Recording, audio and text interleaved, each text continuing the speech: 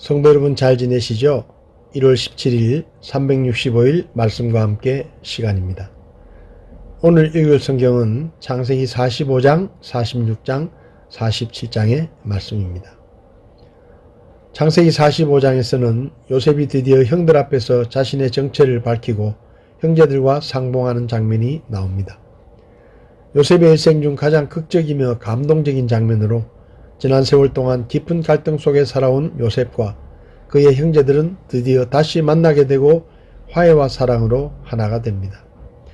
요셉의 계획에 따라 죄인으로 몰린 베냐민을 위해 유다의 간곡한 호소와 자기 희생의 비장한 각오의 탄원에 요셉은 더 이상 자신의 감정을 주체하지 못하고 형들에게 자신이 요셉임을 밝히며 기쁨으로 통곡합니다.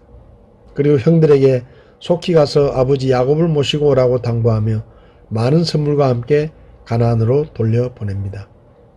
무엇보다 그는 형제들이 자신의 보복을 두려워한다는 것을 알고 형들을 안심시키기 위해 자신을 이집트에 판 것은 형들의 잘못이 아니라 흉년을 면케하시려는 하나님의 섭리라고 고백합니다. 요셉이 살아있었다는 소식을 들은 야곱은 기뻐하며 당장 이집트로 내려가 요셉을 만나려고 합니다. 창세기 46장은 기근 속에 있던 야곱의 가족이 요셉의 초청으로 이집트로 이주하는 장면이 기록되어 있습니다. 특별히 족장이라는 한 개인을 중심으로 구속사를 이끌어 가시던 하나님께서 드디어 이스라엘이라는 민족을 중심으로 역사하시려는 새로운 차원이 열립니다.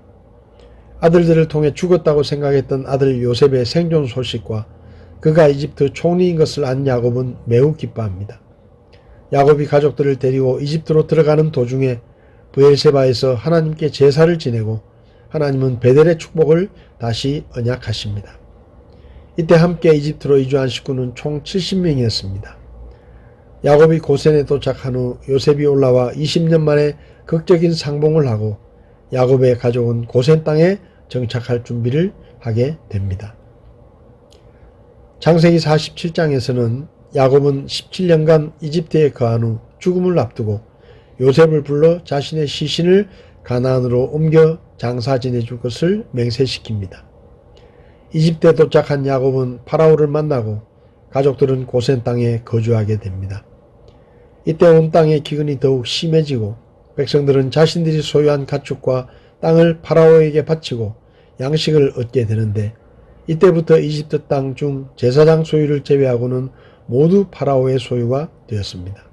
한편 고센에 정착한 후 17년 후에 야곱은 죽음이 임박했음을 느끼고 요셉에게 조상의 땅에 자신을 장사 지내라는 유언을 남깁니다. 이는 언약의 혈통으로 하나님께서 약속하신 땅에 대한 야곱의 소망을 나타내고 있습니다. 오늘 말씀 중에 마음에 와닿았던 말씀은 창세기 45장 5절의 말씀입니다. 그런즉 이제 당신들이 나를 이곳에 팔았다고 해서 근심하거나 당신들 스스로에게 노하지 마소서.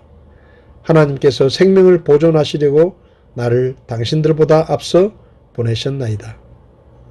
두려워하는 형제들 앞에서 요셉은 자신을 밝히고 그리고 형제들에게 당신들이 나를 이곳에 팔았다고 해서 근심하거나 노하지 말라고 말합니다.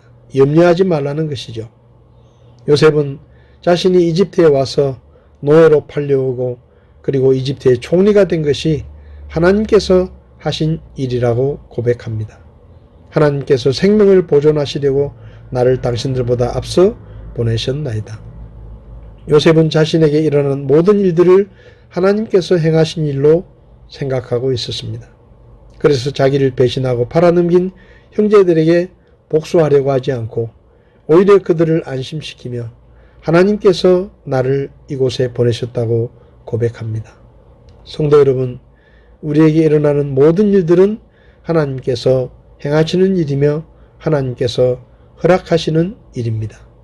때로 우리의 삶에 어려움과 고난이 찾아오기도 합니다. 힘든 일을 겪을 때도 있습니다. 믿음 때문에 불이익을 당하고 손해를 볼 때도 있습니다. 그러나 그럴 때에 우리는 잊지 말아야 합니다. 그 모든 일들은 하나님의 손에 달려있고 하나님께서 행하시는 일이라는 것을 잊지 말아야 할 것입니다. 사람의 생사화복을 주관하시는 분은 하나님이십니다. 하나님이 주권자이십니다. 오늘 하루도 주권자이신 하나님을 기억하며 우리의 삶 가운데 일어나는 모든 일들을 하나님의 행하시는 일로 인정하고 하나님 앞에 모든 것을 맡기고 감사하며 믿음으로 사는 하루가 될 수 있기를 바랍니다. 1월 17일 365일 말씀과 함께 오늘도 함께 해주셔서 감사합니다.